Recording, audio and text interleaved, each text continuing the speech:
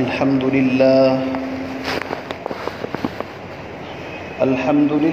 نحمده ونستعينه ونستغفره ونؤمن به ونتوكل عليه ونعوذ بالله من شرور أنفسنا ومن سيئات أعمالنا من يهده الله فلا مضل له ومن يضلله فلا هادي له ونشهد أن سيدنا ومرشدنا ومولانا محمدا عبده ورسوله أما بعد فأعوذ بالله من الشيطان الرجيم بسم الله الرحمن الرحيم ولا تحسبن الذين قتلوا في سبيل الله أمواتا بل أحياء عند ربهم يرزقون وقال الله تبارك وتعالى وَلَنَبْلُوَنَّكُمْ بِشَيْءٍ مِّنَ الْخَوْفِ وَالْجُوعِ وَنَقْصٍ مِّنَ الْأَمْوَالِ وَالْأَنفُسِ وَالثَّمَرَاتِ وَبَشِّرِ الصَّابِرِينَ الَّذِينَ إِذَا أَصَابَتْهُم مُّصِيبَةٌ قَالُوا إِنَّا لِلَّهِ وَإِنَّا إِلَيْهِ راجعون أولئك عليهم صلوات من ربهم ورحمة وأولئك هم المهتدون وقال الله تبارك وتعالى إن الذين قالوا ربنا الله ثم استقاموا تتنزل عليهم الملائكة ألا تخافوا ولا تحزنوا وأبشروا بالجنة التي كنتم توعدون نحن أولياؤكم في الحياة الدنيا وفي الآخرة ولكم فيها ما تشتهي أنفسكم ولكم فيها ما تدعون نزلا من غفور رحيم صدق الله العظيم.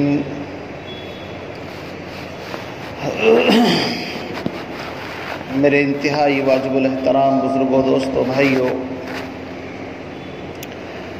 محرم الحرام کا مہینہ اس وقت چل رہا ہے اور یہ اسلامی کیلنڈر کے اعتبار سے سال کا پہلا مہینہ ہے۔ اس سے پہلے گزشتہ جمعے کے اندر میں نے آپ حضرات کی خدمت میں یہ بات بتائی تھی کہ حضرت عمر فاروق رضی اللہ تعالیٰ عنہ کے دور حکومت کے اندر باقاعدہ ایک میٹنگ ہوئی جس کے اندر حضرت علی رضی اللہ تعالیٰ عنہ کے فیصلے سے یہ بات طے ہوئی کہ اسلامی مہینوں کے اندر جو سب سے پہلا مہینہ ہے وہ محرم سے شروع کیا جائے اور ذی الحج پر اس کو ختم کیا جائے۔ اور دنیا کے اندر اور سنوں کا رواج تھا، جس طریقے سے عیسوی سن ہے، عیسیٰ علیہ السلام کی پیدائش سے اس کو مناتے ہیں، یا اسی طریقے سے ہندوستان کے اندر بکرما جیت ایک بادشاہ گزرا ہے، اس کے اعتبار سے ایک سن چل رہا تھا، اور بھی بہت سارے سنوں کا رواج تھا۔ تو نبی علیہ السلام کی ہجرت کی یادگار کے طور پر اسلامی سن ہجری کہلاتا ہے۔ تو یہ سب کی سب باتیں حضرت عمر رضی اللہ تعالیٰ عنہ کے زمانے کے اندر حضرت علی رضی اللہ تعالیٰ عنہ کے مشورے سے طے ہوئی۔ اس کے بعد میں نے آپ حضرات کی خدمت میں یہ بات بھی بتائی تھی کہ محرم کا مہینہ اسلام سے پہلے بھی عظمت اور تقدس کا مہینہ سمجھا جاتا تھا۔ زمانہ جاہلیت کے اندر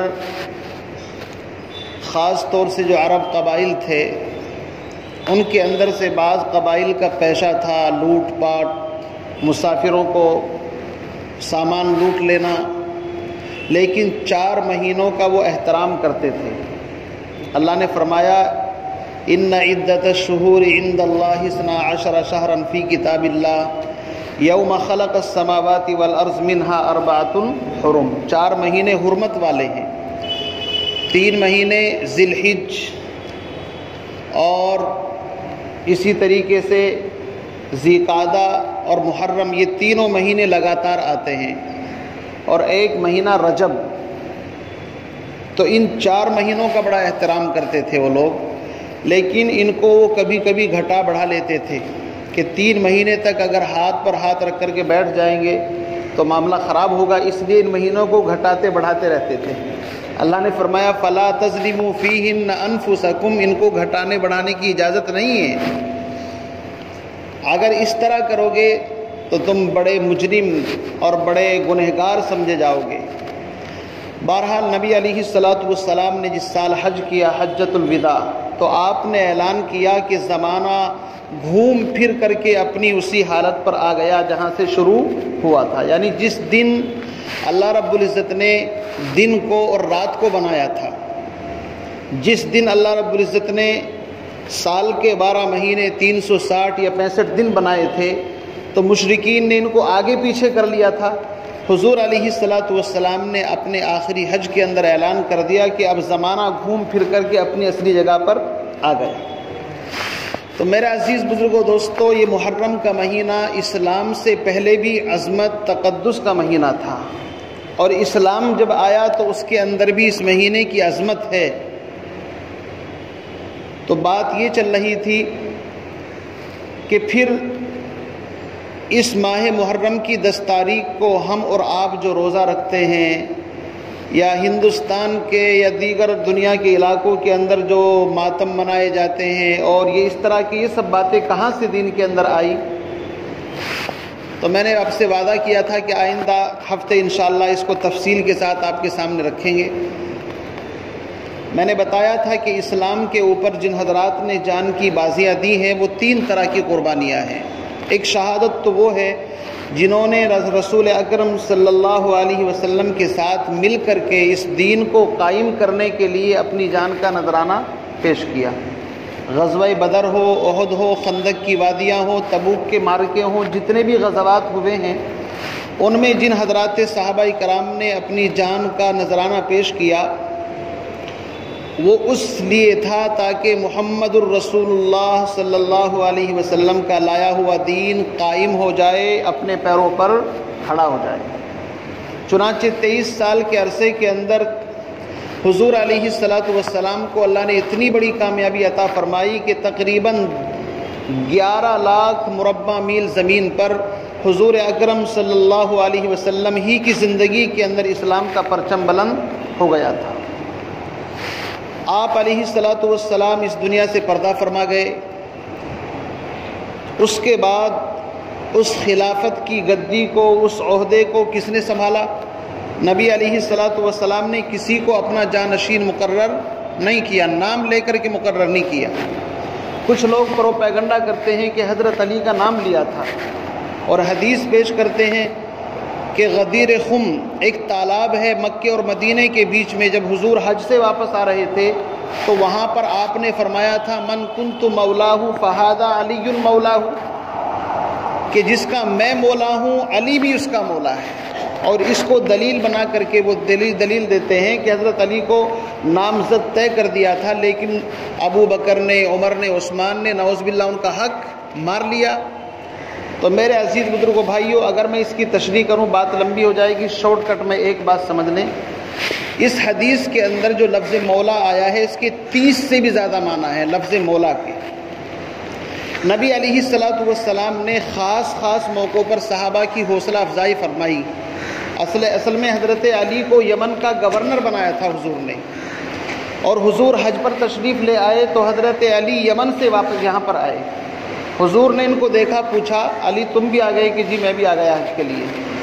تو حج سے واپسی کے بعد آپ کارگزاری لے رہے تھے، چونکہ یمن کے گورنر تھے، بھائی کس طرح تم نے معاملات نمٹائے ہیں، لوگوں کو تم سے کوئی شکایت تو نہیں؟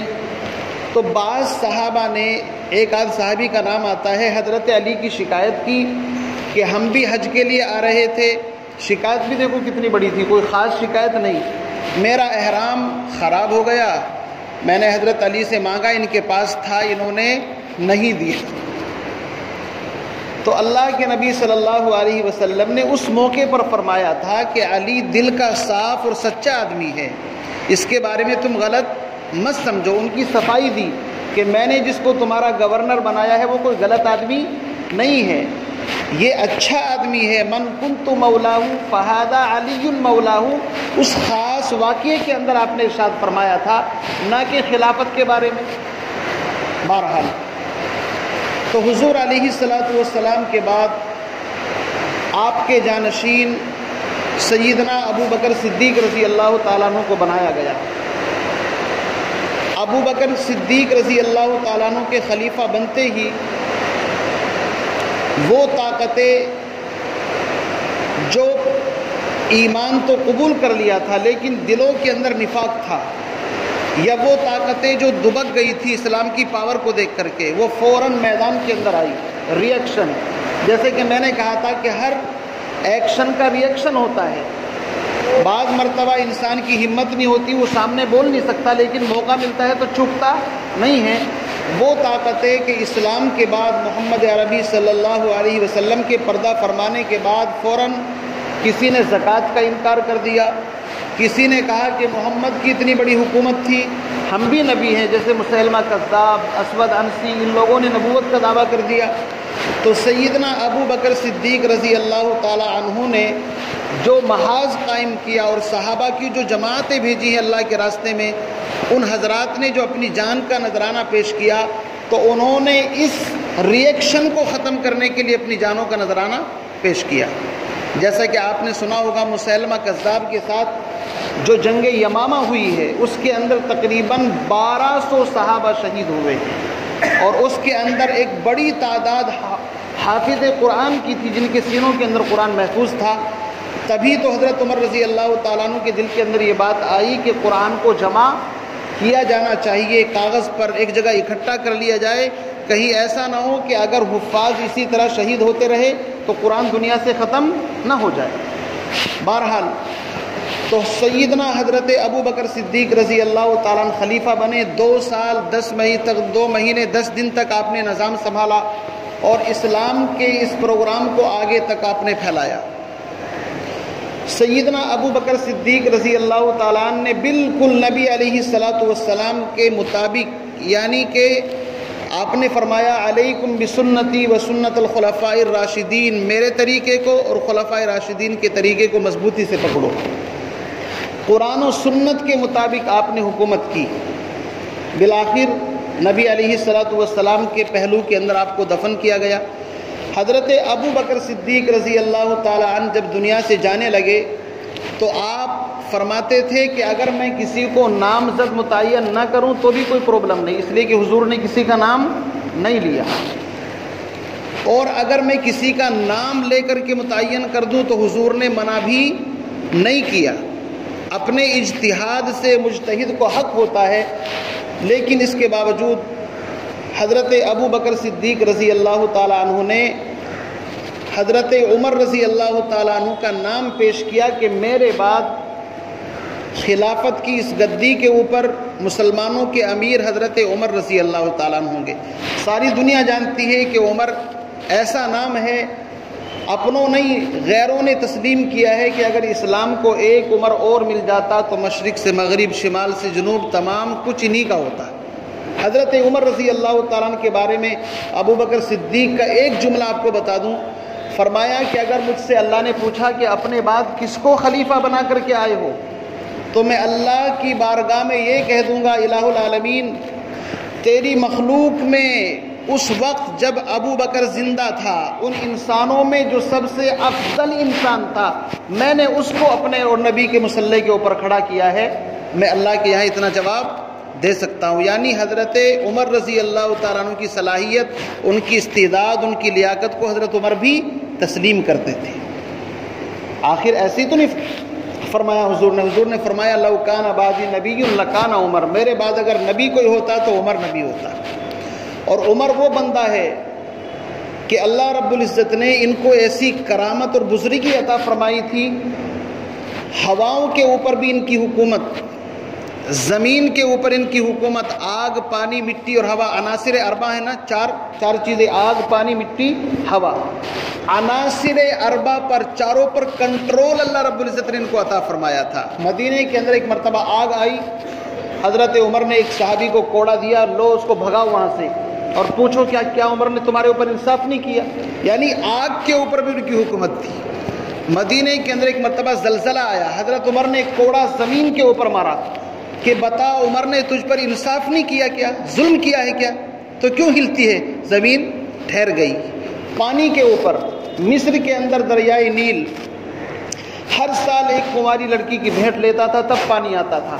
وہاں کے گورنر عامر بن العاص رضی اللہ تعالیٰ عنہ نے امیر المومنین کو خط لکھا، عجیب رسم ہے، حضرت عمر رضی اللہ تعالیٰ عنہ نے ایک رکا، ایک چھوٹی سی پرچی، اس کے اوپر اما بعد حمد و ثنا کے بعد یہ کہا کہ دریائے نیل اگر تو اپنی طرف سے بہتا ہے ہمیں تیری کوئی ضرورت نہیں ہے، اور اگر تو اللہ کے حکم سے بہتا ہے تو پھر اس رب کا حوالہ تجھے دیا جاتا ہے۔ کہتے ہیں کہ رات کے وقت میں رکا ڈالا، 16 فٹ پانی پہلی رات کے اندر آیا، اور اس وقت سے لے کر آج تک دریائے نیل کبھی خشک نہیں ہوا۔ تو حضرت عمر وہ انسان ہے کہ آگ، پانی، مٹی، ہواؤں کے اوپر بھی حکومت کی۔ آپ جمعے کا خطبہ دے رہے تھے، جمعے کا خطبہ پڑھتے پڑھتے آپ کی زبان سے ایک لفظ نکلا، یا ساریہ الجبل، یا ساریہ الجبل۔ ساریہ ایک صحابی کا نام ہے اور جبل پہاڑ کو کہتے ہیں۔ تو صحابہ حیران ہو گئے کہ حضرت عمر کا کنیکشن کہاں جڑ گیا؟ خطبہ دے دیتے کوئی ایسی عجیب بات نکلے تو کنیکشن کرتا ہے نا۔ جمعے کے بعد لوگوں نے پوچھا، حضرت آپ تو یہاں ساریۃ الجبل کہہ رہے تھے، آپ نے فرمایا کہ اللہ رب العزت نے سارے پردے میری نظروں کے آگے سے ہٹا دیے، اور ہزاروں کلومیٹر دور حضرت ساریہ میدان جہاد کے اندر لڑ رہے تھے، دشمن آ رہا تھا، تو میں نے ان کو یہاں سے اطلاع دی کہ پہاڑ کو اپنی پشت کے پیچھے لے لو، اور ایسا ہی ہوا۔ حضرت عمر کی یہ آواز اتنی دوری کے اوپر امیر لشکر حضرت ساریہ نے سنی، اور جب آ کر کے انہوں نے بتایا کہ ہم تو شکست اور ہار گئے تھے، لیکن اچانک حضرت عمر کی آواز کانوں کے اندر آئی اور ہم نے پہاڑ کو پشت کی طرف لیا اور اللہ نے فتح عطا فرما دی۔ تو حضرت عمر کوئی معمولی انسان نہیں تھا۔ حضرت ابو بکر صدیق کا یہ جملہ بتاتا ہے کہ اگر اللہ نے مجھ سے پوچھا اپنے بعد کس کو نبی کے مصلی پر کھڑا کیا، میں کہہ دوں گا تیری مخلوق میں جو سب سے افضل اور عظیم انسان تھا۔ حضرت عمر رضی اللہ تعالیٰ عنہ نے چونکہ بڑی بڑی طاقتوں کو زیر کیا، روم، ایران اور بڑے بڑے مجوسی، ان تمام کو آپ نے فتح کیا، تو ان کے اندر سے ایک ریئیکشن ظاہر ہوا۔ ایک شخص تھا جس کا نام میں نے بتایا، ابو لولو فیروز، اس کو تیار کیا گیا اور نماز کی حالت کے اندر سیدنا حضرت عمر رضی اللہ تعالیٰ عنہ کو نماز کی حالت کے اندر خنجر مارا۔ کتابوں میں لکھا ہے تقریباً 13 لوگوں کے اوپر اس نے حملہ کیا، جس میں سے 11 تو اسی وقت شہید ہو گئے، اتنا زہریلا خنجر تھا۔ حضرت عمر رضی اللہ تعالیٰ عنہ کو خنجر لگا، آپ نے پوچھا کس نے مارا؟ جب اس کو پکڑا گیا تو اس نے اپنے آپ کو بھی ہلاک کر لیا، یعنی اپنے خنجر سے خودکشی کر لی۔ بتایا کہ وہ مجوسی ہے، غلام ہے، ابو لولو فیروز۔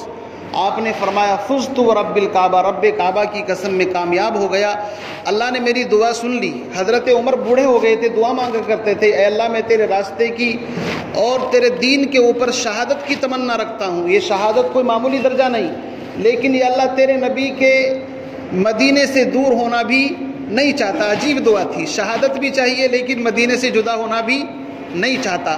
اللہ رب العزت نے اس کو قبول فرمایا اور نبی کے مصلی کے اوپر اس طریقے سے ان کی شہادت ہوئی۔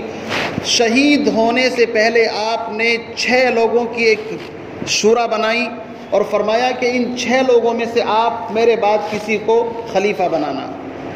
6 بڑے لوگ تھے، حضرت سعد بن وقاص رضی اللہ تعالیٰ عنہ، حضرت طلحہ، حضرت زبیر، عبد الرحمن بن عوف، بڑے درجے کے لوگ تھے۔ سب نے مشورے سے حضرت عثمان غنی رضی اللہ تعالیٰ عنہ کو اس مصلی کے اوپر کھڑا کیا۔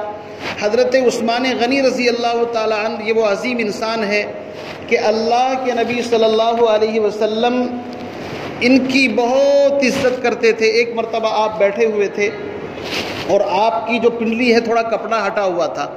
اما عائشہ فرماتی ہیں کہ میرے والد ابو بکر آئے حضور لیٹے رہے، عمر آئے حضور لیٹے رہے، حضرت عثمان آئے تو آپ بیٹھ گئے اور کپڑا بھی صحیح کر لیا۔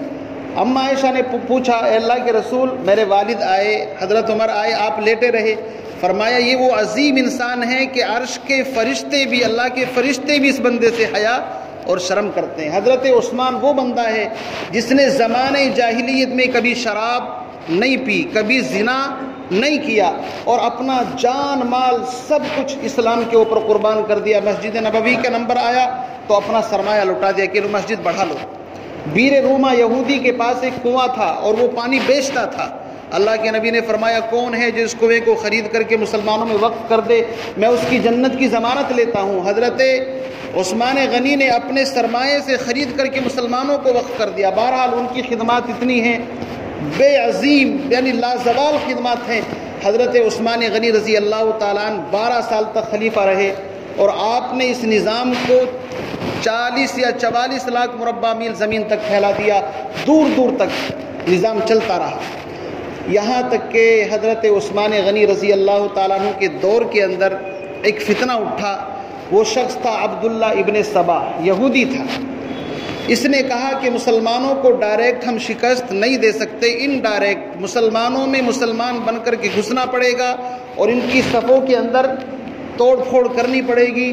یہ عبداللہ ابن ابی وہ الگ تھا منافق، یہ عبداللہ ابن سبا یہودی تھا.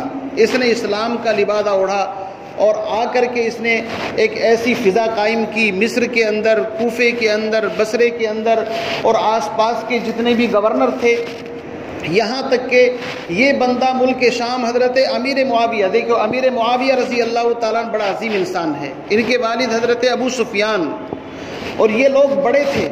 ابو سفیان کے بیٹے حضرت عمر رضی اللہ تعالیٰ عنہ نے حضرت امیر معاویہ کو ملک شام کا گورنر بنا رکھا تھا. اور حضرت عمر کی عادت یہ تھی کہ 2 سال سے زیادہ کسی کو گورنر کے عہدے پر رہنے نہیں دیتے تھے، اس کا ٹرانسفر ادلا بدلا کرتے رہتے تھے، کہیں ایسا نہ ہو کہ وہاں پر کچھ کام گڑبڑ کر دے. لیکن امیر معاویہ رضی اللہ تعالیٰ تقریباً 7 سال تک، کتنے بھائی سن لینا آپ، 7 سال تک ملک شام کے گورنر رہے. ان کو حضرت عمر نے کبھی ہٹایا نہیں، بلکہ ان کی شکایت ملی حضور کو کہ وہ تو باقاعدہ باڈی گارڈ اور یہ وہ رکھتے ہیں. اس طریقے سے ان کی ایک شان تھی. حضرت عمر نے ان سے پوچھا کہ بھائی اسلام میں سادگی پسند ہے، تمہارے یہاں میں نے سنا ہے دروازے پر 1-2 دربان رہتے ہیں. فرمایا کہ جن لوگوں کے پاس میں رہتا ہوں میرا اصل میں یہودیوں کے ساتھ سابقہ ہے، وہ ایک سرحدی علاقہ ہے، اگر میں ایسا نہیں کروں گا تو کبھی بھی میری جان خطرے کے اندر ہو سکتی ہے، اس لیے میں اپنی حفاظت کے لیے. انہوں نے دلیل دی. حضرت عمر مسکرائے اور ان کو کچھ نہیں کہا. حضرت عثمان غنی کے پورے 12 سال تک وہاں کے وہ گورنر رہے. حضرت عثمان نے ان کو چینج نہیں کیا، اور حضرت عثمان غنی رضی اللہ تعالیٰ عنہ ان پر بہت اعتماد کرتے تھے. کن پر؟ امیر معاویہ رضی اللہ تعالیٰ عنہ پر. ان کی بڑی مستحکم اور مضبوط فوج تھی. بہرحال تو اس عبداللہ ابن سبا نے ایک فتنہ قائم کیا کہ خلافت علی کا حق تھا، نبی کے خاندان کا حق تھا، لیکن زبردستی ابو بکر، عمر، عثمان خلافت پر قابض ہو گئے، ان کو یہاں سے ہٹانا چاہیے. اور یاد رکھیے دنیا کے اندر کتنی بھی گری پڑی تحریک کیوں نہ ہو، کچھ نہ کچھ لوگ اس کے بھی ماننے والے کھڑے ہو جاتے ہیں. یہ لوگوں کا خاصہ ہے، آپ چاہے کر کے دیکھ لیں. وہ تحقیق نہیں کرتے کہ اس کے پیچھے کیا ہے کیا نہیں. تو یہ بندہ وہاں بھی گیا، کہاں؟ ملک شام. امیر معاویہ کو جب خبر لگی کہ یہ تو فتین آدمی معلوم ہوتا ہے.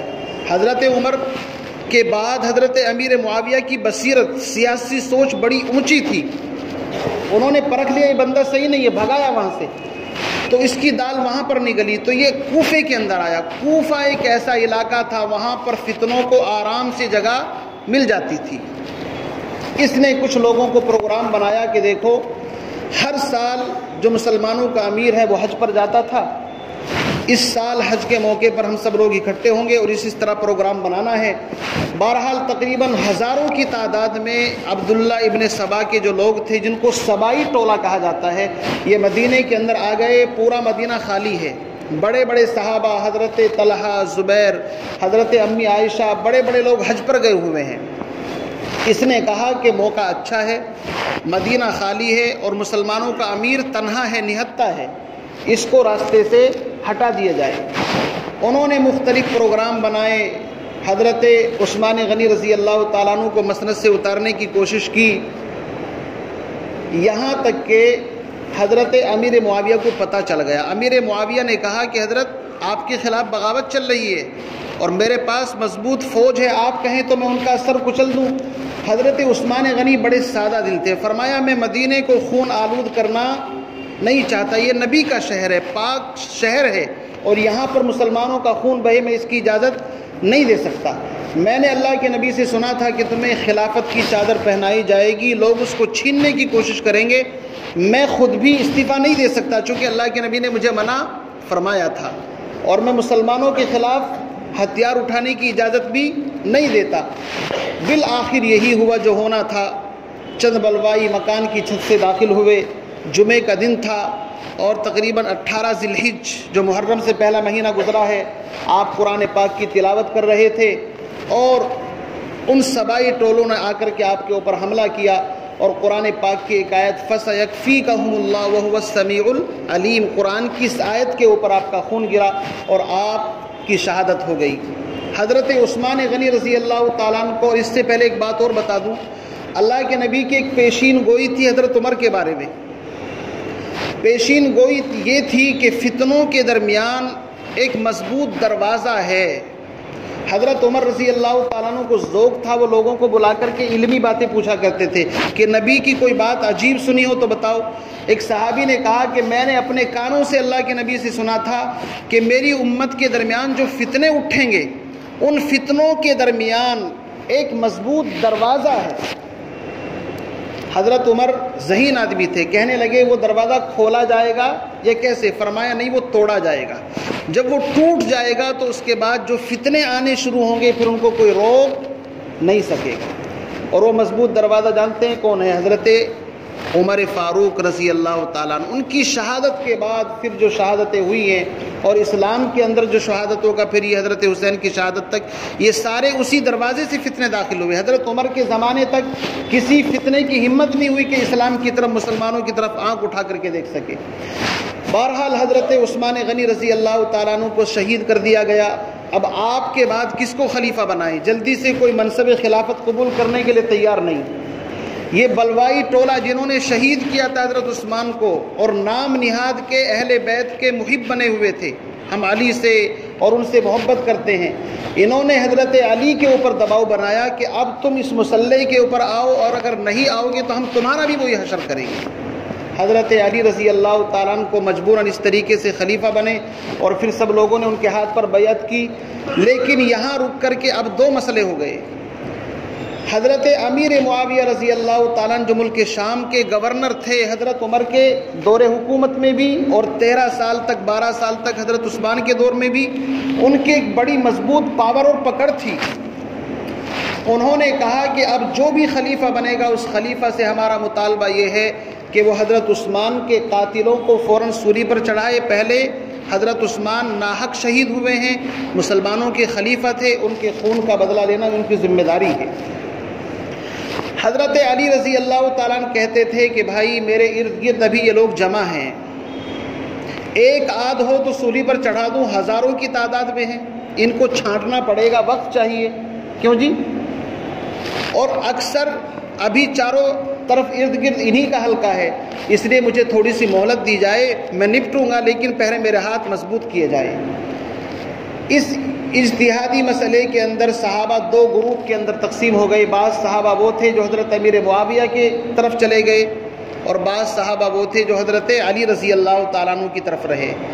یہاں تک کہ پھر اس درمیان مسلمانوں کے درمیان آپس میں دو جنگ ہوئی، ایک کو جنگ جمل کہتے ہیں۔ جنگ جمل کیا تھی؟ حضرت عائشہ صدیقہ جو مسلمانوں کی ماں ہیں، یہ حج پر گئی ہوئی تھی، ان کو جا کر کے بتایا کہ مسلمانوں کے امیر کو اس طرح شہید کر دیا۔ جب انہوں نے یہ بات سنی تو یہ واپس مکے چلی گئی، اور مکے سے ایک بہت بڑی تعداد ان کے ساتھ چلی کہ ہم چل کر کے ان سے بدلہ لیں گے جنہوں نے حضرت عثمان کو شہید کیا ہے۔ تو اس طریقے سے ایک فوج ان کے ساتھ ہو گئی۔ ایک خاص مقام پر یہ لوگ پہنچے، آپس میں بیٹھ کر کے صلح کی بات چیت ہو گئی۔ حضرت علی نے اپنی بات سمجھائی کہ میری ماں، آپ مسلمانوں کی ماں ہیں، میں ان سے بدلہ لوں گا لیکن مجھے تھوڑی مہلت ملنی چاہیے۔ تو حضرت اماں عائشہ دونوں کے درمیان صلح ہو گئی، لیکن یہ سبائی لوگ یہ حضرت علی کے ساتھ گھسے ہوئے تھے، ان کو بات کا پتہ رہتا تھا۔ انہوں نے رات کو ایک مشورہ کیا کہ دیکھو حضرت علی کہہ رہے ہیں کہ مجھے تھوڑی مہلت مل جائے تو میں ان سے بدلہ لوں گا، اب تمہاری خیر نہیں ہے، اب تمہیں چاہیے کہ مسلمانوں کو آپس میں لڑا دو تاکہ ان کو فرصت ہی نہ مل سکے۔ تو رات کی تنہائی کے اندر کچھ لوگ اٹھے، حضرت عائشہ کے خیمے کے اوپر رات کے وقت میں حملہ شروع کر دیا، تیر اور پتھر پھینکنے شروع کر دیے۔ حضرت عائشہ کے لشکر نے سوچا یار رات تو بات ہو گئی تھی صلح کی، اب یہ کیا ہو رہا ہے؟ ادھر سے بھی اس طریقے سے، یہاں تک کہ تقریباً 10,000 صحابہ کرام اس جنگ جمل کے اندر ناحق شہید ہو گئے۔ یہ خانہ جنگی کنہوں نے کرائی؟ یہ وہی عبداللہ ابن سبا کا جو ٹولہ ساتھ ساتھ رہتا تھا۔ جب انہوں نے دیکھا کہ اگر مسلمانوں میں صلح ہو گئی تو تمہاری خیر نہیں ہے، اس لیے پالا بدلتے رہتے تھے۔ حضرت امیر معاویہ رضی اللہ تعالیٰ عنہ کے ساتھ جو جنگ ہوئی اس کو جنگ صفین کہتے ہیں۔ ادھر سے بھی 80,000، ادھر سے بھی 80,000 کے قریب ایک تعداد، اور ایک مقام کے اوپر دونوں کے اندر جنگ ہوئی۔ تقریباً 72,000 صحابہ کرام اس کے اندر شہید ہوئے جنگ صفین کے اندر۔ یہاں تک کہ حضرت علی کی فوج کے اندر کچھ لوگ تھے جو شیعان علی اپنے آپ کو کہتے تھے۔ حضرت علی رضی اللہ تعالیٰ عنہ کے سامنے انہوں نے نیزوں کے اوپر قرآن اٹھا لیا اور کہا کہ ہم قرآن کے فیصلے کے سامنے اطاعت کرنے کے لیے تیار ہیں۔ دونوں طرف سے جنگ بند ہو گئی، اسی کو کہتے ہیں حکم بنانا، بیچ میں قرآن کو حکم۔ حضرت علی رضی اللہ تعالیٰ عنہ نے اپنی طرف سے حضرت ابو موسیٰ اشعری رضی اللہ تعالیٰ عنہ کو حکم بنایا۔ امیر معاویہ رضی اللہ تعالیٰ عنہ کی طرف سے عمرو بن العاص رضی اللہ تعالیٰ عنہ کو حکم بنایا کہ دونوں جو بھی فیصلہ کریں گے وہ مانیں گے اور یہ فیصلہ قرآن اور سنت کے مطابق کریں۔ تقریباً 4-5 مہینے تک یہ مسئلہ چلتا رہا۔ تو حضرت علی کی فوج کے اندر ایک طبقہ ایسا تھا، انہوں نے کہا کہ ہم نے قرآن کو حکم مانا ہے، عمرو ابن العاص اور ابو موسیٰ اشعری ان کو حکم نہیں مانا، ان کی بات نہیں مانیں گے۔ یعنی ان کی کھوپڑی اس بات کو نہیں سمجھ پائی کہ قرآن خود نہیں بولتا بلکہ قرآن کو سمجھانے کے لیے انسان چاہیے۔ اور اس بات کا حوالہ دے کر کے ایک جماعت حضرت علی کی الگ ہو گئی۔ اس جماعت کو تاریخ کے اندر خوارج کہا جاتا ہے۔ کیا کہا جاتا ہے؟ خوارج۔ خوارج کہتے ہیں خارج ہو جانے والے، نکل جانے والے۔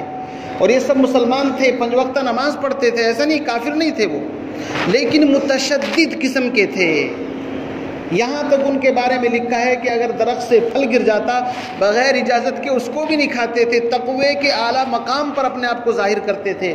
لیکن ایک عقیدہ انہوں نے بنا لیا کہ اگر کوئی مسلمان گناہ کر دے تو وہ ایمان سے خارج ہو جاتا ہے، کافر ہو جاتا ہے۔ چنانچہ انہوں نے اپنا عقیدہ بنا لیا کہ حضرت علی نے بھی غلطی کی ہے اور حضرت امیر معاویہ نے بھی غلطی کی ہے، ابو موسیٰ اور عمرو بن العاص نے بھی غلطی کی ہے، یہ چاروں کے چاروں دائرہ اسلام سے خارج ہو چکے۔ یہ کس نے کہا؟ ان خارجی لوگوں نے۔ اب آگے جو فتنہ چلا ہے وہ ان خارجی لوگوں کا فتنہ، یہ دھیان رکھنا آپ۔ اور یہ وہی تھے عبداللہ ابن سبا کی جماعت کے لوگ۔ چنانچہ 3 خارجی لوگوں نے مل کر کے مشورہ کیا، ان میں ایک عبد الرحمن ابن ملجم خارجی تھا، ایک برق بن عبداللہ تمیمی، اسی طریقے سے ایک اور تھا۔ تینوں نے مل کر کے کہا کہ دیکھو علی بھی کافر ہو گئے، عمرو بن العاص بھی کافر ہو گئے، یہ مصر کے گورنر تھے عمرو بن العاص، اور امیر معاویہ ملک شام کے گورنر وہ بھی، ان تینوں کو راستے سے ہٹا دو تو اسلام کا نظام کسی اچھے آدمی کے ہاتھ میں پھر دیں گے۔ ان تینوں نے پروگرام بنایا کہ ایک کو میں قتل کروں گا، دوسرے کو تم، تیسرے کو۔ عبد الرحمن ابن ملجم خارجی سے نے کہا علی کو میرے اوپر چھوڑ دو، دوسرے نے کہا مصر میں جاتا ہوں اور عمرو بن العاص کو میں دیکھ لوں گا۔ یہ تینوں خارجی وہاں سے روانہ ہوئے، اور عمرو بن العاص رضی اللہ تعالیٰ عنہ جو مصر کے گورنر تھے وہ نماز پڑھاتے تھے، اتفاق سے وہ اس روز مسجد میں نہیں آئے، کوئی اور ان کی جگہ مسلح پر آیا، اس نے ان کو اوپر حملہ کیا، ان کو شہید کر دیا۔ تو عمرو بن العاص تو اس طرح بچ گئے۔ اسی طریقے سے ایک آدمی خارجی حضرت امیر معاویہ رضی اللہ تعالیٰ عنہ کو شہید کرنے کے لیے پہنچا، وہ بھی اس وقت بیمار تھے، کوئی طبیعت ناساز تھی، وہ بھی وار کیا لیکن ان کے اوپر حملہ اوچھا پڑا، ان کو کوئی تکلیف نہیں پہنچی۔ لیکن یہ جو عبد الرحمن ابن ملجم خارجی تھا، اس نے اپنا پروگرام بالکل سیٹ رکھا۔ حضرت عبد الرحمن وہ حضرت علی رضی اللہ تعالیٰ عنہ نے اپنا دارالخلافہ مدینے سے کوفہ منتقل کر لیا تھا. کیوں؟ اس لیے کہ 2 خلیفہ نبی کے مصلی پر پہلے شہید کیے جا چکے تھے، ایک حضرت عمر اور ایک حضرت عثمان غنی. تو حضرت علی یہ چاہتے تھے کہ مدینہ بالکل پاک صاف جگہ ہے، یہ نبی کا شہر ہے، اس کا تقدس بحال رہنا چاہیے، اس لیے میں پورے سسٹم کو، اسلام کے نظام کو، خلافت کو وہاں منتقل کرتا ہوں کوفے کے اندر. تو کوفے کی جامع مسجد کے اندر آپ نماز پڑھانے کے لیے آئے. حضرت علی صبح کے وقت آواز دیا کرتے تھے لوگوں کو نماز کے لیے، آؤ بھائی نماز کا وقت ہو گیا. تو یہ عبد الرحمن ابن ملجم خارجی طاق کے اندر تھا کہ کس طرح مجھے موقع ملے. جب آپ مصلی کے اوپر کھڑے ہوئے، اس نے پیچھے سے حضرت علی کے اوپر حملہ کیا اور بالآخر اس طریقے سے اس خارجی کے ہاتھوں سے حضرت علی رضی اللہ تعالیٰ عنہ شہید ہو گئے. اب 4 خلیفاؤں کے بعد اب کس کو اس مسند کے اوپر بٹھایا جائے؟ حضرت علی سے لوگوں نے پوچھا کہ آپ کے بعد کس کو؟ حضرت حسن کو خلیفہ بنائے، چونکہ حضرت علی کے بڑے بیٹے کا نام حضرت حسن، چھوٹے کا نام حسین. آپ نے فرمایا نہ میں تم کو منع کرتا اور نہ آرڈر دیتا، بھائی مسلمانوں کا معاملہ ہے، جس کو چاہے خلیفہ بنائے یا نہ بنائے.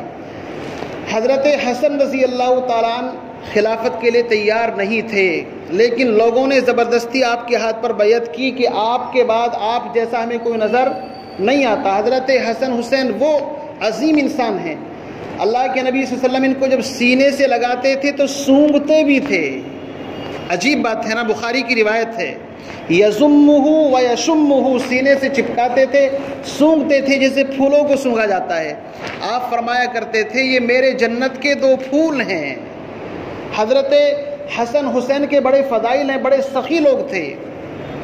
اللہ کے نبی نماز پڑھ رہے تھے، ایک مرتبہ صحابہ مسجد کے اندر نماز پڑھ رہے ہیں، حضرت حسن یا حسین غالباً کوئی آپ کے اوپر بیٹھ گئے سجدے کی حالت کے اندر، تو آپ سجدے سے سر نہیں اٹھاتے، لمبا سجدہ کر دی. بعض صحابہ کو شک ہوا پیچھے سے، یار امام صاحب اللہ کے نبی اتنا لمبا سجدہ کر رہے ہیں، جماعت کی نماز ہو. تو بعض نے سر اٹھا کر کے دیکھا کہ وہاں تو ماجرا عجیب ہے، کوئی آپ کی پشت کے اوپر بیٹھا ہوا ہے.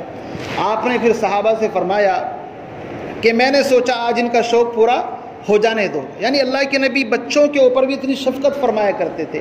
ان کے فضائل اور مناقب کے اندر مستقل کتابیں لکھی ہوئی ہیں، عظیم انسان تھے.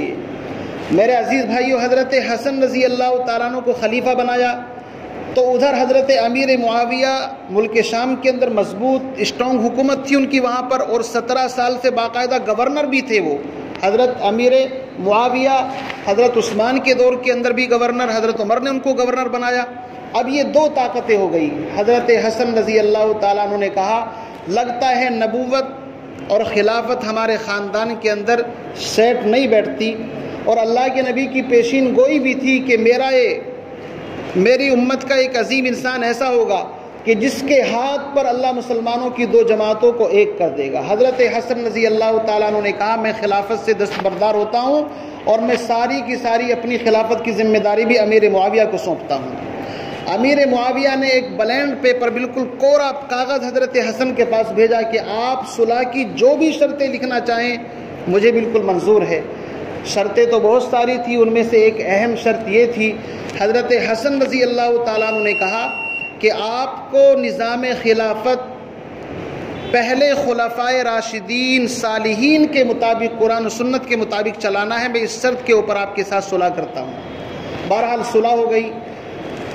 تو یہ سبائی طبقہ جو حضرت علی کے ساتھ، حضرت حسن کے ساتھ چپکا ہوا تھا، ان کو بڑا ناگوار گزرا کہ بھائی یہ تو ہمارا سارا کا معاملہ ہی خراب کر دیا. ہم تو چاہتے تھے مسلمانوں میں لڑائی چلتی رہے، اب انہوں نے خلافت سونپ دی حضرت امیر معاویہ کو، تو جھگڑا کس میں کرائیں؟ ان کا پروگرام فیل ہو گیا. تو ان لوگوں نے ہی حضرت حسن رضی اللہ تعالیٰ عنہ کو پھر زہر دیا، نواسے رسول کو. حضرت علی کو شہید کیا خارجی نے، اور حضرت علی رضی اللہ تعالیٰ عنہ کے بارے میں انہوں نے عقیدہ گھڑ لیا تھا علی خدا ہے، خدا علی کی شکل کے اندر زمین کے اوپر آیا ہے. حضرت علی نے ان کو آگ کے اندر جلوایا تو کہنے لگے یہ تو کام خدا ہی کر سکتا ہے، یعنی اور عقیدے میں گڑبڑ کرتے چلے گئے. بہرحال جنگ نہروان جو ہوئی ہے وہ انہی کے ساتھ ہوئی ہے، خارجی لوگوں کے ساتھ میں. اس کے بعد میں حضرت امیر معاویہ رضی اللہ تعالیٰ عنہ سن 40 سے لے کر کے سن 60 تک 20 سال تک بالاتفاق ایک پلیٹ فارم پر مسلمانوں کی حکومت آ گئی، اور حضرت امیر معاویہ رضی اللہ تعالیٰ عنہ اتنے سیاسی اور مبصر آدمی تھے کہ اسلام کے اس پرچم کو 44 لاکھ مربع میل سے لے کر کے 64,65,000 مربع میل تک اسلام کا پرچم بلند کیا۔ کس نے؟ حضرت امیر معاویہ رضی اللہ تعالیٰ عنہ نے۔ چونکہ مسلمانوں کی طاقت جو بیچ میں ڈیوائیڈ ہو گئی تھی وہ ایک پلیٹ فارم پر آ گئی، تو اسلام کی رفتار پھر تیزی کے ساتھ بڑھی۔ اب اس درمیان میں ایک مسئلہ پیش آیا، 20 سال تک ایک بندہ حکومت کرے ظاہر بات ہے، اور کوئی ٹس سے مس نہیں ہوا۔ حضرت امیر معاویہ بڑے اسٹرانگ آدمی تھے، بالکل ایک دم مضبوط۔ ایک صحابی ہیں حضرت مغیرہ ابن شعبہ رضی اللہ تعالیٰ عنہ، یہ حضرت علی کی فوج میں رہتے تھے اور بڑے مخلص صحابی ہیں۔